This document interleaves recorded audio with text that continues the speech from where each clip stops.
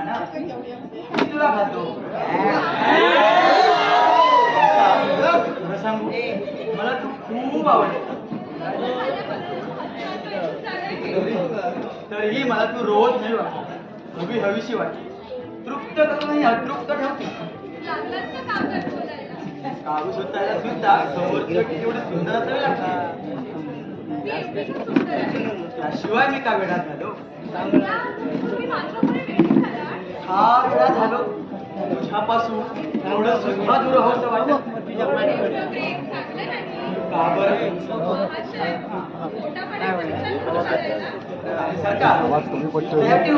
त्यासाठी उभं आयुष्य आहे. पण हे सौंदर्य तारुण्य पण खरं सांगू वनिता वाटते विश्वास केवळ तू आणि लोकांनी एकमेकांच्या भावपासून राहावं. कोणाची भीती नको, कोणाचा अडसर नको. केवळ कुटुंबा सुगंधी द्वारावर आणि रात्र आणि हरकरीत चाललेले त्या फक्त भावे आणि स्पर्श भाव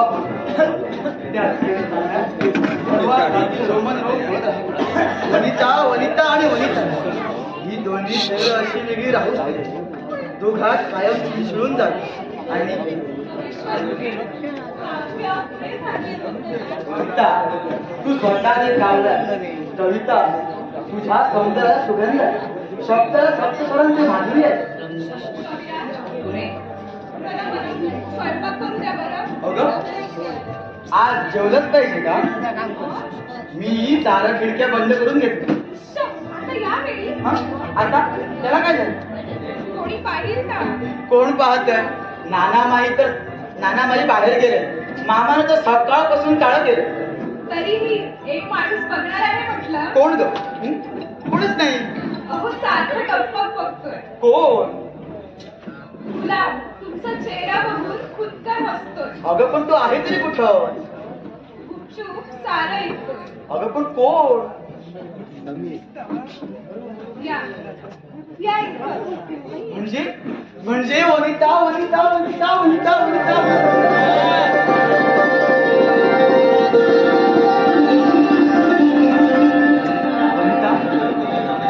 वनिता आपलं बाळ केव्हा येणार ग? काही महिन्यांनी का? अगं केव्हा त्याला पाहिजे असं झालंय मला.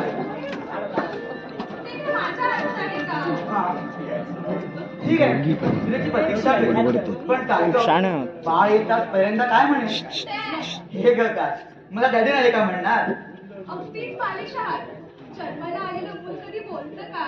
ठीक आहे एवढंच असतं ते. मी त्याला मांडीवर घेणार, गाणं म्हणणार. हाड बाई हडकली बाळाच्या बाळ गेलं रागानं शी शी शी शी शी शी. काय झालं? अगं बाळानं मोती गेली. खरं सांग बाळ येतात या कल्पनेनं माझ्या सर्वांगाची अगदी मोठी झाली. माझ्या वरती मनात गुरगुर काढली. का ग? बाळाचं स्वागत कसं होईल यानं? बाळ येतात मी थाटात बारसं करणार. बँड वाजवण ताशा सगळं काही वाजवणार. तुम्ही आनंदाने बेहोश व्हाल. पण का? सासूबाई कसं स्वागत करतील बाळाचं? आनंदानं. अगं बाळ कोणाला नको असतं का? पण माईची मला खूप भीती वाटते हो. माझं काय त्यांना आवडत नाही. हे कोणी सांगितलं तुला? या घरात आल्यापासून पाहते माझ्याशी नीट बोलत नाही. मी काही केलेलं आवडत नाही. त्या माझा आणि माझ्या बाबांचा खूप राग करतात. त्या दिवशी तर उपाशी पोटी अपरात्री बाहेर काढलं. मला सुद्धा जेवण दिलं नाही. मला सुद्धा वाईट वाटलं का वनिता? पण तुम्ही गप्पा बसला. एक अवाक्षर बोलला नाही. आईला बोलायचं म्हणजे नका बोलू. ती तुमची आई आणि मी कोणीच नाही. वनिता छळायचे तरी किती प्रकार. चांदळा कुत्ता खडे घालून मला निवडायला लावतो. आम्ही कुत्ता मी 2 वेळा घालतात आणि माझा उद्धार करतो. पहाटे 4-5 वाजताचा गजर लावतो. काम नसलं तरी पाणी भरायला लावतो. माझ्या आई वडिलांचा उद्धार करतो. तुमच्याशी कुठं थोडं बोलावं म्हटलं तर घालून पाडून मला बोलतो. अंघोळीला गरम पाणी दिलं तर ओरडता. मला भाजून अजून मारतेस का? थंड दिलं तर म्हण, सर्दी होऊन मेले की सुटशील बाई. शेखर मला भाई खूप छळतात हो. वनिता, मला हे माहित नाही का, पण मी हा असा नोकरी नाही. कुठं घेऊन जाऊ मी तुला? तुम्ही माझे पती, तुमच्याशी बोलायला चोरी झाली. रात्री 12-1 वाजेपर्यंत बाई मला कामाला झोपतात, पाय दाबायला लावतात, डोकं चेपून घेतात आणि मग बाबाच्या नावाने लाखोली वाहत. मी कळला तरी अशा शब्दांनी त्यांचा अपमान करतो. मलाही वाईट वाटतं, पण तुम्ही काय करणार? आई वडिलांना उठून कसं बोलणार? तसं नाही ग, पण मग कसं? कितीही केलं तरी मी परकी, माझे बाबा परके. प्लीज वनिता, अशा या आनंदाच्या क्षणी ह्या विषयावर बोललंच पाहिजे का? आनंद लग्नाच्या सप्तप्रसंगी ब्राह्मण आपल्या इष्टाच्या साक्षीनं होमात आनंद जाळून टाकला जातो मुलीचा. आणि काळ्या नवऱ्या मुलग्या मागे फरफटत केलं जातं आयुष्यभर. वनिता, अगं आई काही बोलली तरी मी आहे ना. आयुष्यभर तोंड बंद करून जगायचं, भावना मारून जगायचं, इच्छा जाळून जगायचं. वनिता, आयुष्यभर अन्न घेणार नाही. तुमचा नाही भरोसा आहे, नाहीतर माझ्या जगण्याला काही हरकत नाही. वनिता,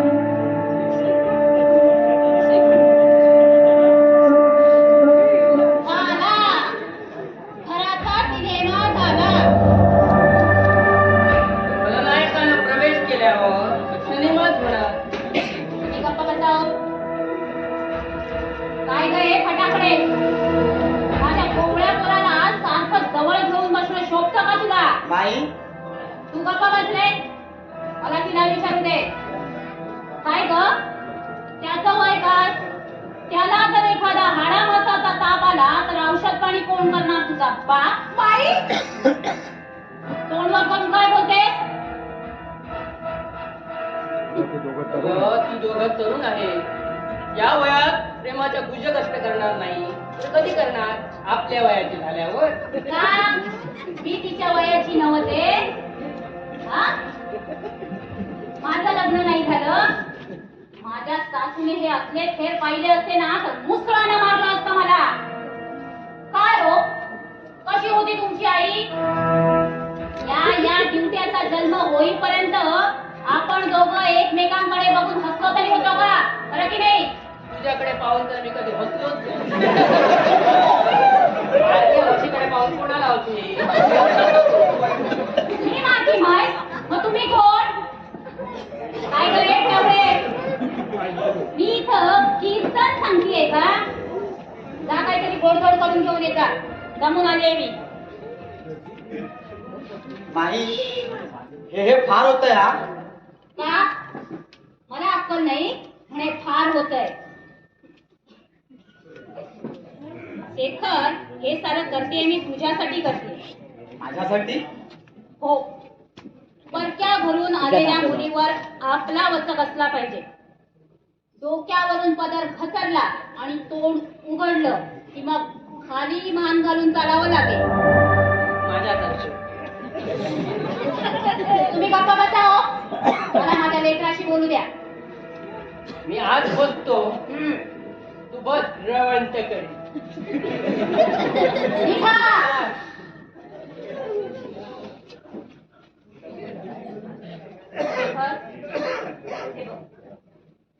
अरे हे सारं जे काही करते ना मी तुझ्या भल्यासाठी करते. अरे जन्मदाती आई आहे मी तुझी. अगं पण सारखंच छळायचं म्हणजे? लग्न करताना ताणून धरलं म्हणून मनासारखा हुंडा, मानपान, देणगी सारं काही मिळालं आणि हिला सतत धारेवर धरतेय म्हणून मागच्या महिन्यात तिच्या बापाने सोन्याचं लॉकेट आणि अंगठी आणून दिली. आता हे सारं मी का घेऊन जाणार आहे? तुझंच तर आहे ना सारं. पायातली वहाण पायात ठेवण्यासारखं, कळलं? आता मला सांग, लग्न ठरवताना काय ठरलं होतं? हिच्या बापाने घर विकायचं आणि त्याचे पैसे तुला द्यायचे. दिलेत का त्यांनी? अगं अगं पण त्यांच्या मृत्यूनंतर. म्हातारा 100 वर्ष जगतोय की 200 वर्ष काही सांगता यायचं नाही. तोपर्यंत आपण वाट बघायची का? मला तरी घाई नाही एवढं. तुला घाई नसेल, अरे पण त्या म्हाताऱ्याने जर बक्षीस पत्र दुसऱ्या कुणाच्या नावाने करून दिलं ना, मग पैस हात सोडत. अगं पण यात ऐकून घे, यात तुझा तोटा आहे. माझं काय? शेखर, मनावर घे थोडं. अगं पण घर विकून ते कुठे जातील?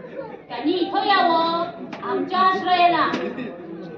पोरी जवळही राहता येईल. आपल्याला कामात धंद्याला माणूसही मिळेल. लक्षात येतंय का? ऐक, तू जरा गोडी गुलाबीनं वनिताच्या कानावर हे सगळं घाल. कळत कसं वाटेल तुला? एकदम लाखाचा मालिक होशील तू. लाखाचा सुनबाई, अगं ये. शेखर, ये बाळाबाई. बस हो. अशी काय पाहते? तुम्हाला भूक लागली होती ना? माझ्या भुकेचं काय घेऊन बसली? हे खाईन तो काहीतरी. तुम्ही दोघं खा हा. आणि काय आहे ना, मी जरा खटकळ आहे ग, खटक्या तोंडाची. पटकन मनात असेल ते बोलून जाते.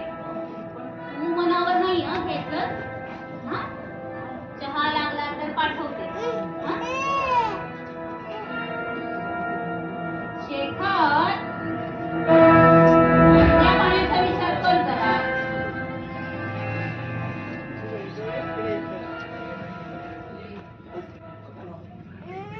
अहो, आज माई नाव अचानक काय झालं? काय झालं? अहो, माझं काही चुकलं का? तुझं काय चुकणार? माई एवढं गोड का बोलले हो? अगं माझी माई मूळची आहेच हो. बरं ते जाऊ दे. मी आज एका वेगळ्या विषयावर बोलणार आहे. बोलू? बोला.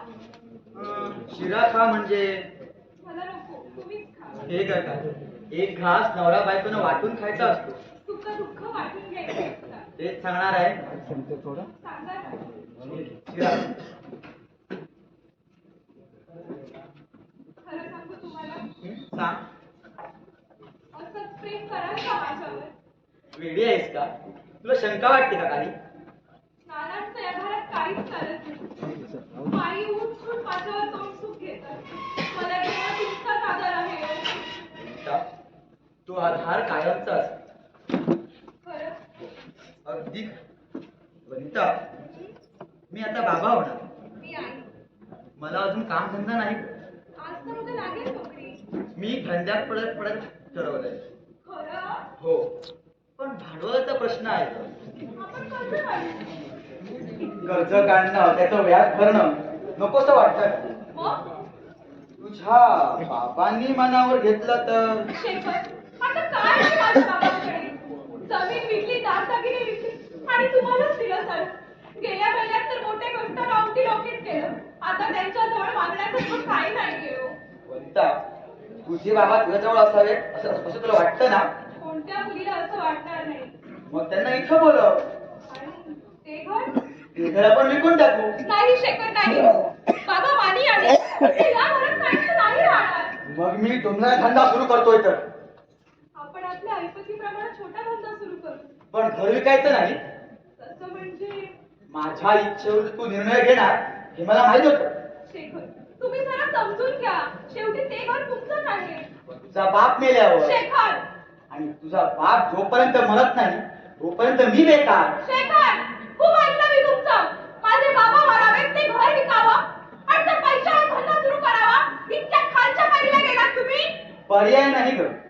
अहो, असेल असा हिंमत, असेल पौरुषत्व, पण स्वतःच्या भावाच्या पैशावर का धंदा सुरू करत नाही? कशाला सासऱ्याच्या पैशावर डोळा?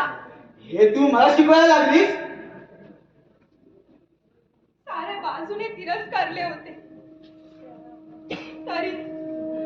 तरीही तुमच्या पायावर माथा ठेवून मी निर्धास्त होते. तुमच्या आईचे दिवसभर शिव्या शाखात होते.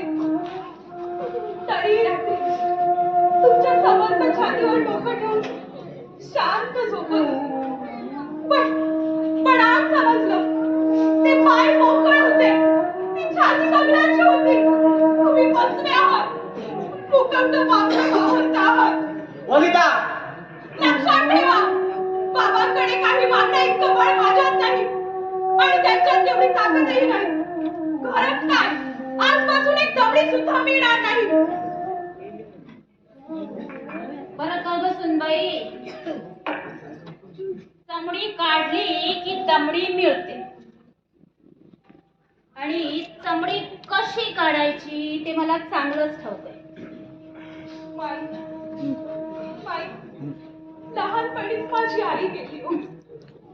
आईची माया मला मिळालीच नाही. तुम्ही माझ्या आईचा माझ्यावर मुलीसारखी माया करा. मी तुमची देवासारखी सेवा करीन हो. पण माझ्या बाबांना चळू नका हो. मी तुमच्या पाया पडते. माझ्या बाबांची परिस्थिती समजून घ्या माई. मग एकच करायचं, तुझ्या बापाचं घर विकायचं. माझे बाबा उघड्यावर पडतील हो. त्यांनी इथं यावं आमच्या आश्रयाला. बाबा म्हणणार मग माझंही एक लक्षात ठेव, या घरात फुकटचं खायला मिळणार नाही. आजपासून तुझं जेवण बंद. माई, बघू किती दिवस उपाशी राहतेस ते. माई हे खूप होतं या. मला बोलत बसायला वेळ नाहीये. मला तुला तू वाटणार नाही शेखर. पण माई, शेखर, तुला आई हवी आहे की बायको? आणि जर बायको हवी असेल ना तर टाक तिच्या कमरेभोवती हात आणि चालता हो या घरातून. पुन्हा या घरात पाऊल ठेवायचं नाही. आणि जर माझं ऐकायचं असेल ना तर मुकाट्याने माझ्यासोबत बाजारात चल.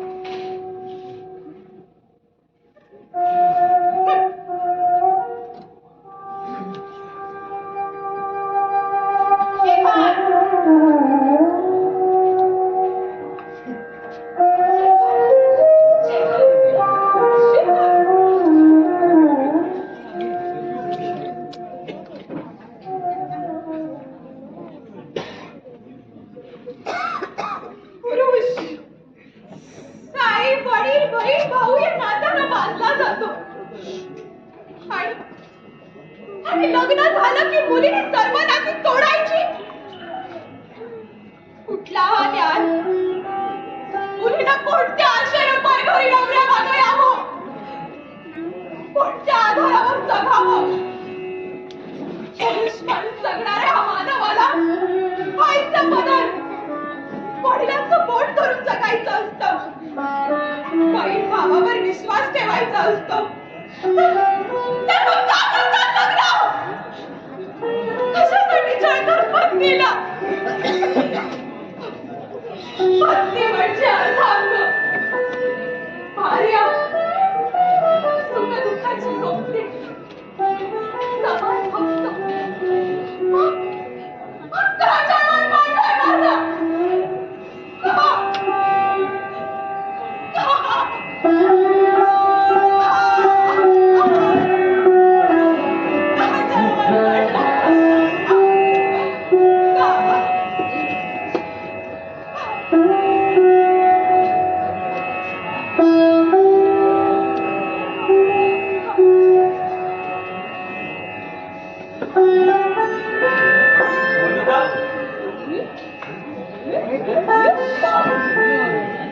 राजेंद्र,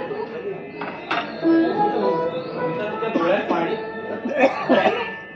डोळ्यात जरा कचरा. मला पटवतेस तू. जाऊ दे. अरे, तू इन्स्पेक्टर झाला? हो, बेकार होतो म्हणून कुणी मुलगी देत नव्हतं ना. चांगलंच टोचून बोलायला येतंय की. खोटं बोलतोय का मी? माझी परिस्थिती बेकारी आडवी आली म्हणूनच तुझ्या बाबांनी विरोध केला लग्नाला. जाऊ दे. झालं गेलं गंगीला मिळालं. आता आपण सारं विसरलं पाहिजे. कसं विसरता येईल? काही काही जखमा हृदयात खोलवर झालेल्या असतात, भरून येता येत नाही. पण पण जखमांच्या वेदनांनी विवळत थांबताही येत नाही.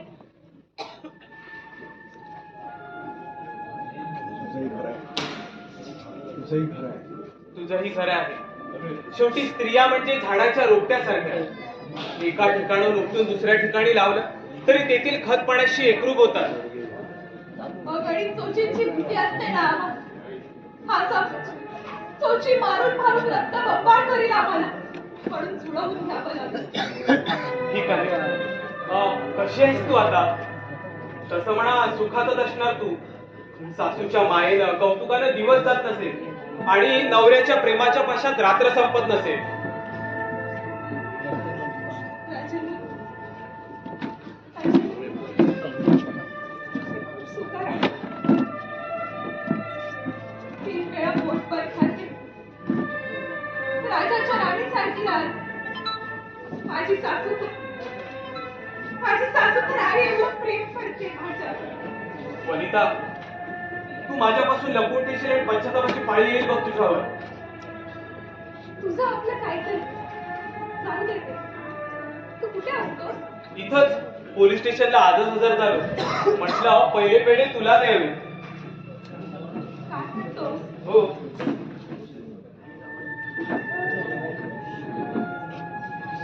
अरे पण बहिणीला पेढा भरवायला भीती नसते कुणाची. बघ शेखर बघ, डोक्यावर घेऊन मिरवतोस ना तिला. आपल्या बायकोचे रंगढंग बघ. काय ग हे? काय? चालू दे ग बाई, चालू दे तुझं. आणि तूही बघ मी त्या काढ्या आपले डोळे फाडून बघ. डोक्यावर घेऊन मिरवतोस ना तिला. अरे विश्वास ना भारी तुझा तिच्यावर. माहित तो माझा भाऊ. भाऊ पाठचा की पोटचा? बघतोय काय गुरासारखी बळाव तिला. वनिता चाल तू या घरातून. अहो माझं जरा ऐकून तरी घ्या. तोंड फोडीन कुलटे एक शब्द बोलशील तर. अरे नुसतं बोलू नको, कमरेत लाथ घाल तिच्या आणि बाहेर काढ चल बाहेर. चल चालतोय घरातून.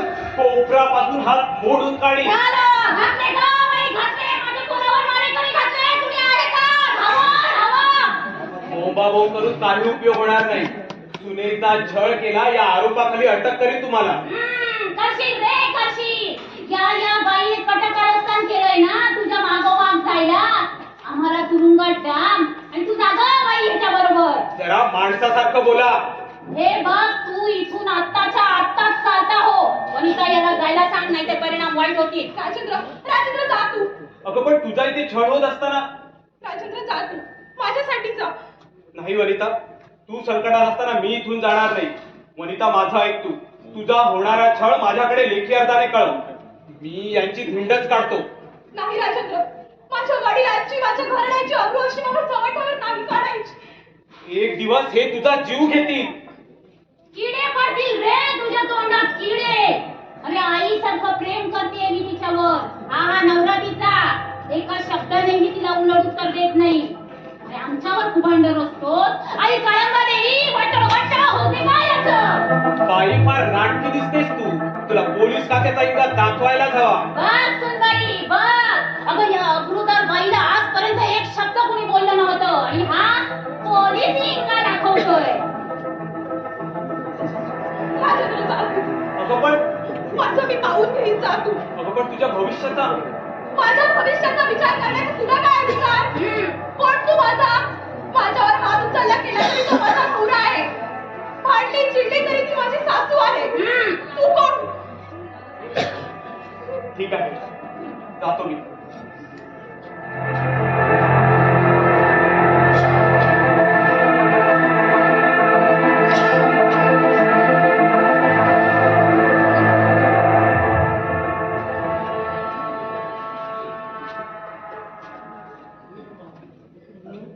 पहिलंच पोरा पहिलंच. तिचे रंगढंग बघितले. बापाचं घर विकायचं नाही आणि पोलिसावर रंगढंग करायचंय. हा आता तुझं चांगलं बंदोबस्त करते बघ. आलेच. शेखर तुमच्या पायाची शपथ. राजेंद्रशी माझे कसलेही संबंध नाही. तो इन्स्पेक्टर झाला म्हणून मला पेढे घेऊन आला. आणि त्याच हाताने तुला भरू लागला, उद्या तोच हात तुझ्या खांद्यावर टाकील. शेखर, माझ्यावर एवढाही विश्वास नाही. विश्वास तुझा तरी कुठे आहे माझ्यावर विश्वास? अगं धंद्यासाठी बापाचं घर विकून पैसे जमा करू तर नाही म्हणतेस. म्हणजे घरात आरोप माझ्यावर. तो तर आहेच, पण आज जे काही पाहिलं, शी पत्नी म्हणून सुद्धा स्पर्श करायला लाज वाटतो मला, किळस वाटते मला आता. शेखर, माझ्यावर तुमचा विश्वासच नाही का? नाही नाही नाही. शेखर, शेखर पती पत्नीच्या हृदयाला, शरीराला, मनाला, भावनांना जोडणारा एकच धागा असतो, तो म्हणजे विश्वास. तो तुटला तर संसार कोलमडून पडतो. संसार कसला संसार? आणि तुझा माझा संसार? हो, तुमचा आणि माझा संसार हाच बोलणार आहे, खूप बोलणार आहे. कदाचित पुन्हा कधी बोलता येईल असं वाटत नाही, म्हणून बोलून घेतले. जन्मदात्या आई बापापासून वात्सल्य, ममतेचे, बहीण भावापासून बंधुप्रेमाचे संबंध, ऋणानुबंध, रक्ताची नाती तोडून मुलगी नवऱ्याच्या घरी येते. ती केवळ नाते छळण्यासाठी आणलेली बाई जीव मावली म्हणूनच का? सारे पाश तोडून येते आणि नवरा सासू सासरे दीप काढून तिकडून अपेक्षा करते. ती केवळ मायेची, गोड शब्दाची. पण तुम्ही तुमच्यासारखी माणसं तिथं छळवायलाच काढतात. काही सापडे ना तर तिच्यावर घाणेरडा आरोप केला जातो, माझ्यावर केला तसा.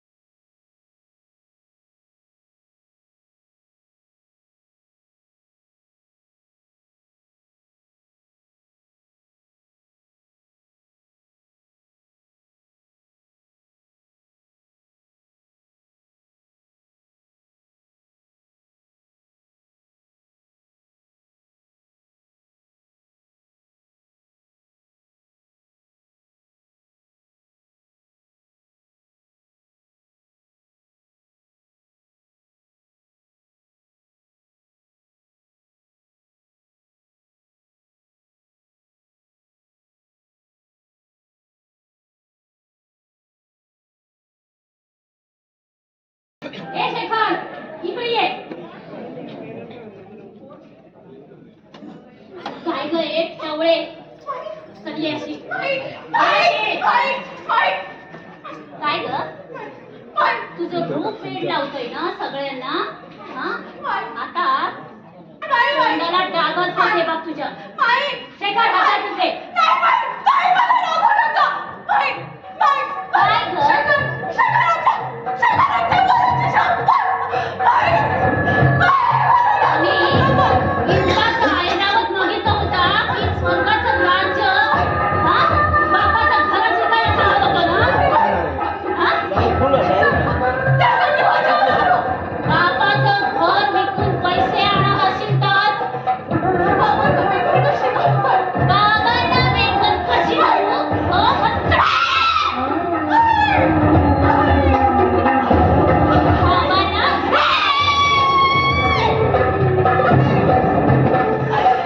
विकायचंय ना घर? घर विकायचंय ना?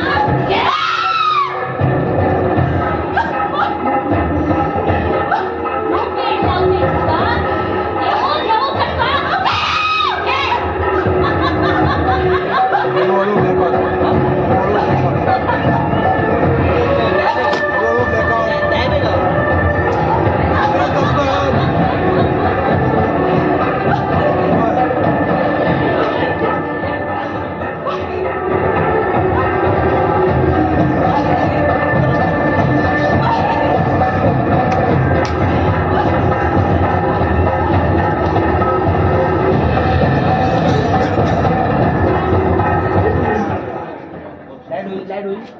नको नको.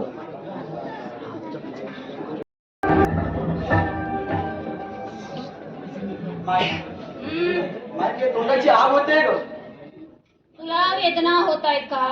अगं उद्या तिच्या वडिलांना बाबांना समजलं तर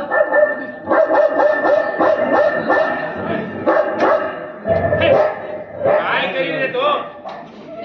काय करील? पोलिसात जाईल, तक्रार करील.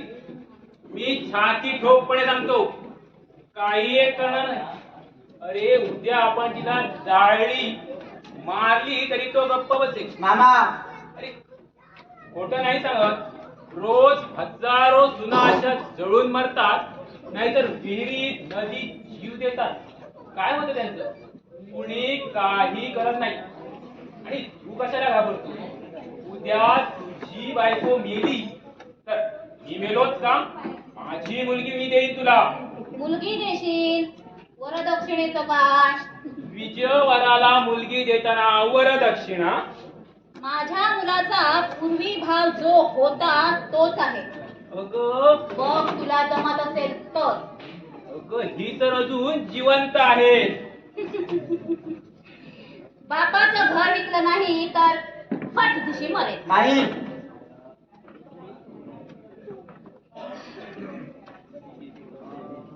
शेखर, मी हे जे जे काही करते ना ते तुझ्या भल्यासाठी करते. माझ्या भल्याचं नंतर बघू, पण तिची तडफड बघवत नाहीये का मला. मग जा, खोलीचा दरवाजा बाहेरून बंद करून घे. अगं तिला 2 दिवस अन्न पाणी काहीच दिलं नाहीये ग. माझ्या मनासारखं केलं तर आज आत्ता या क्षणी तिला जेवण मिळेल.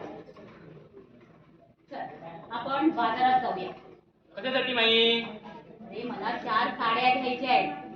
मला धोतर कोट घेत असतील तर येतो. हव्यात ना तुला? चल, निदान आपल्याला जाताना रस्त्यात बोलता तरी येईल. ठीक आहे, चल तर.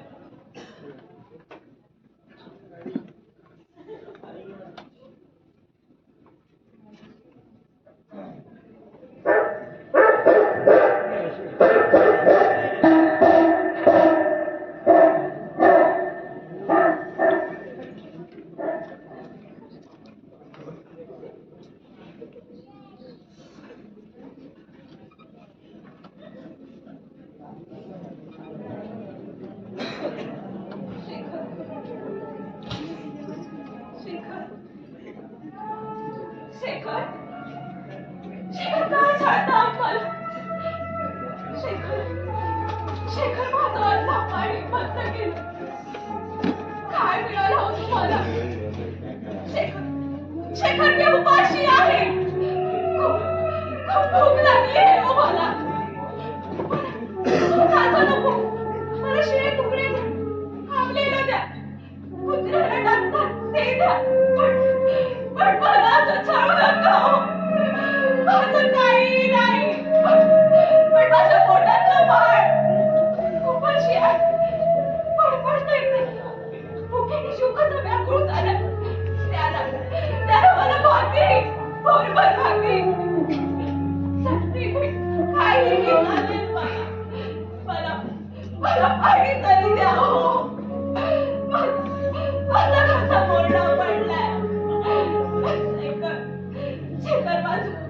माझं अंडपाणी बंद केलं. शेखर मला घोटभर पाणी बरोबर भाकरी द्यावं. तुमच्या पाया पडते. शेखर शेखर मला तुमच्याशी थोडं बोलायचंय. काय बोलायचंय? ही जगावाशी तुम्हाला कोणाचीच इच्छा नाही ना. ती तुमची सुद्धा. कोणी सांगितलं तुला? कोणी कशाला सांगायला हवं? किती छान मांडलाय माझा.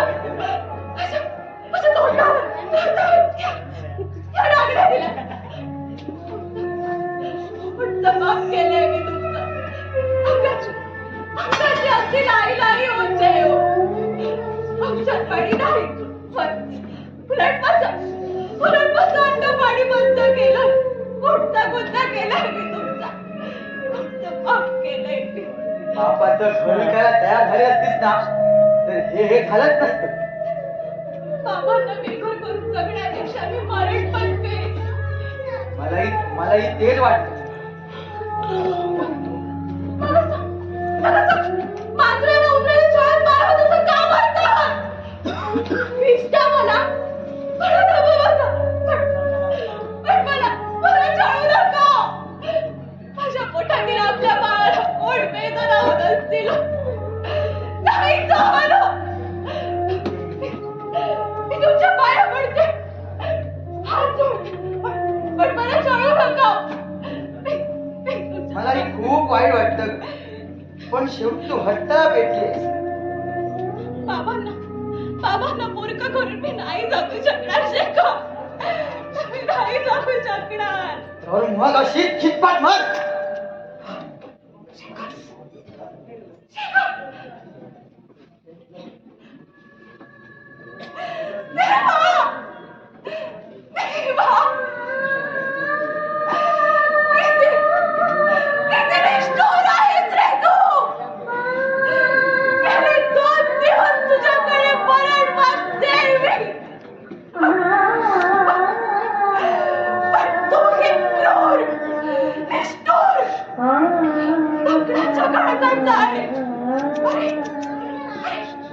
तुम्हाला जन्माला घातलं.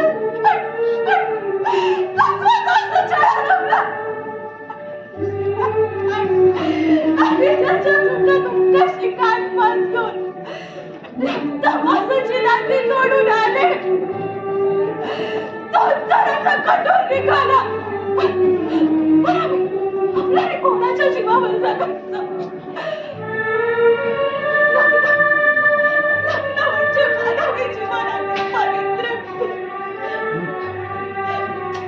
दोन गाव ऋणानुबंधाला एक करणारा विधी. दोन कुटुंबांना रेशीम गाठ बांधणारा विधी. दोन जीव एक करणारा मंगलमय विधी. पण तोच विधी आता प्रत्येक विधी झालाय.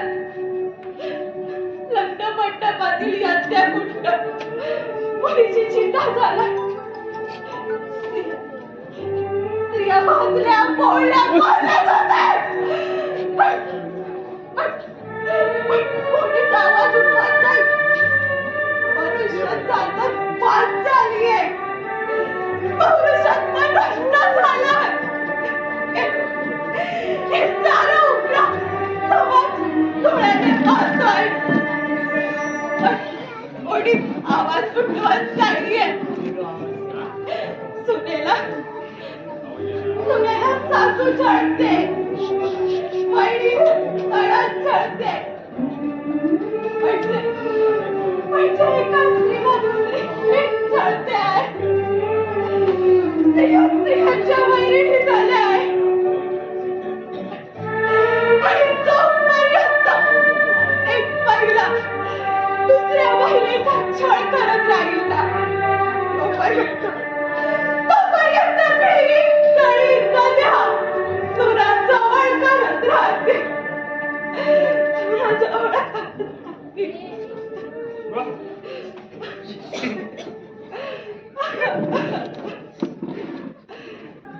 वनिता, कशाला आलास इथं? तुला भेटायला. तुला सांगितलंय ना मला भेटायचं नाही म्हणून. बहिणीला भेटायला बहिणीच्या परवानगीची गरज लागत नाही. पण या घरात किती गहजम माझे. मला फिकीर नाही त्याची, पण तुला या घराच्या दुष्टचक्रातून सोडवायची आहे मला.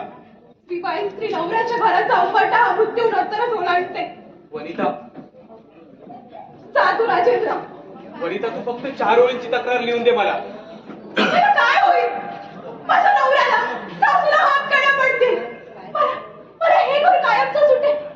तुझ्या बाबांना वेदना होतील. कदाचित हा दुःख ते सहनच करू शकणार नाही. समाजातील संस्कृतीचे मानपणाचे मानदंडाचे भारे बनतील. मला टोचत राहतील. उपवाशिवाय उभं आयुष्य जगावं लागेल मला. वनिता, राजेंद्र, आता माझ्या सोबतीला केवळ अश्रूच आहेत. ते जगायसाठी प्यायचे. वनिता, आणि हे का? तुझ्या तोंडावर जखमा. उखायचं तेला ती भाजणी करताना तो ते फोडाले. वनिता, खोटं बोलतेस तू. वनिता, माझं ऐक तू. मी जाणतो, ओळखतो, तुझा या घरात छळ चाललाय आणि तुझ्यावर चेहऱ्यावरच्या या जखमा त्याची साक्ष देत आहे. वनिता, तू फक्त 2 ओळींची तक्रार लिहून दे मला. माझ्या या घरी मी चुकी असं वाटतं ना तुला? अगं, त्यासाठीच तर जीव तुटतोय माझा. तर माझ्यासाठी एक कर. तुझ्या सुखासाठी मी वाटेल ते करायला तयार आहे.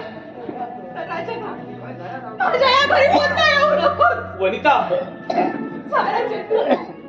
माझी शोक तिला घरीच मुलीने मरायचं असतं.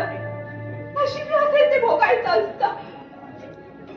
वनिता, जा. वनिता, जा तू राजे. माझी शपथ आहे तुला. जा म्हणते ना, जा. ठीक आहे.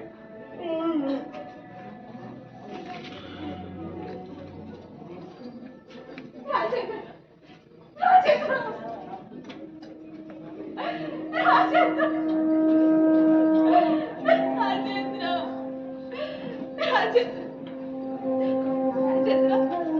मी तुझ्या प्रेमाची कधी कदर केलीच नाही रे. आणि भाऊ म्हणून माझ्या मदतीसाठी धावून आला.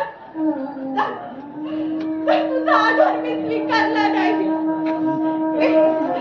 मी तुपडी आहे. मेलेला मन आहे माझ्या काळजात. या समाजाने दाबून ठोकून घडवलाय ना स्त्रियांना. प्रत्येकी भोवती एक वलय असतं. एक लक्ष्मण रेषा असते. ती लक्ष्मण रेषा ओलांडली ना की तरुण लांडग्याच्या नजरा तिला खायला उठतात. समाजातील बोके गुरगुरायला लागतात. प्रतिष्ठित कवळे चोची मारू लागतात. स्वतंत्र अस्तित्वच नाही का? आम्ही केवळ दासी, भोग वस्तू, मुलांना जन्माला काढणाऱ्या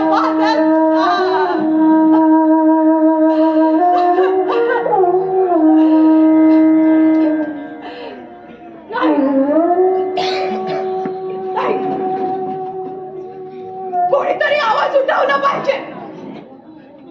अन्यायाशी झुंज दिली पाहिजे. राजेंद्र म्हणतो तसं. वनिता बेटी, वनिता बेटी, वनिता बेटी, बेटी, अगं, कशी आहे बेटा तू? अगं, हे काय लावतात बेटा? अगं, पुढे, हे काय झालं तुला? माझं नंतर सांगते. तुम्ही आधी बसा बाबा. बसा. बाबा, तुम्ही कसे आहात? चाललंय आपलं. तब्येतीला जमतंय ना? तुला आता तब्येत काय जपायचं? त्याची राग कधी होती तेच पाहायचं. बाबा, बाबा. पण माझं एकट्याचं जीवन काय जीवन आहे? अख्खं घर खायला उठतं ग. क्षणाला तुझी आठवण येते. आठवणीचा महापूर लोटतो आणि असं वाटतं की यावं तुझ्याजवळ आणि तुला मिठीत घ्यावं आणि तुझे बोल ऐकत राहावे ग, ऐकत राहावे. पोरींचं लग्न करून त्याला सासरी पाठवण्याची शिक्षा बापाला देव का देतो ग, का देतो? बाबा त्या दिवशी या इथं माझा अपमान झाला.